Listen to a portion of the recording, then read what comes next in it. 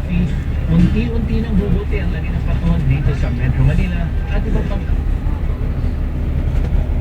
pawala ang malakanakang pag-ulan. Ang mahalaga, mas mahina na po ang ulang na mararanasan dito sa Metro Manila, hindi tulad kahapon at itong mga nagdaang araw. Ang dahilan kasi, humina na